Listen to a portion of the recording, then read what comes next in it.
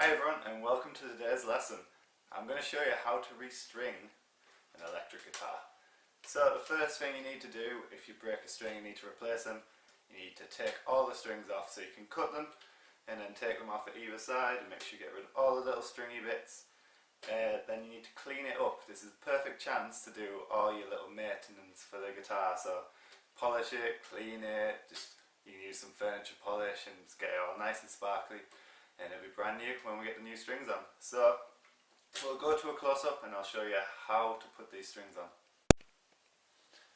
Before you put any strings on, make sure that you put in the right string on the right tuning peg. So if you bought electric guitar strings, you should have 6 of them, unless you bought them specifically for a 7 or 12 string guitar. So you'll have them in little packets like this. Some strings might be nice enough to tell you what letter they are, others you'll just have a number like that, so 0.01. So the biggest number, so we have a 0.46 is the thickest string, and it goes down like that all the way to 0.01, which is the thinnest string. So make sure you get that right before you put any strings on. Right, so now that you've took all your old strings off and you've polished and cleaned up your guitar, you've tightened any little loose screws or anything like that and made sure your guitar's in perfect condition, we're ready to put the strings in. So you take your low E string I've got here, and what you can do is unscrew the back bit here. You can feed the strings through these little holes, but it's a bit of a nightmare bending the strings around and trying to guess where you're feeding it. So best thing to do is unscrew some of the screws. You don't have to take them all off. You can push this out of the way and then we can feed the string through. Right, so what we're doing, we're feeding our low E string through a hole here, and it needs to lead straight to your low E tuning peg. So we're putting this string through the hole, which is on the side without any dials or anything like that yet. So make sure it's on the right side. So we feed this through, so we get the top of the string, which is this side, and feed it straight through this hole all the way through. Right, so your string comes through this side and pulls out, and it rests just over the top like that, and you pull it all the way down. So then you pull the string all the way up, and you need to position these so the hole is pointing that way. Yeah, so it's pointing, there's the hole there. You feed the string right through, like that, pull it through,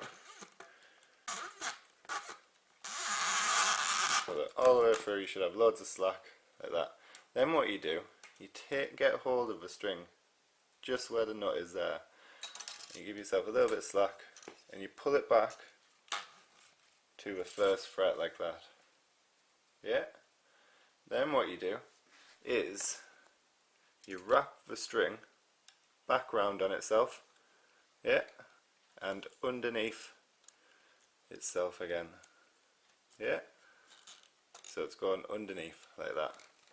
Then what you can do is wrap it round, so pull it tight both sides, yeah, and you can wrap it round, make sure you're going underneath the little knot like that, underneath itself again, and pull it tight.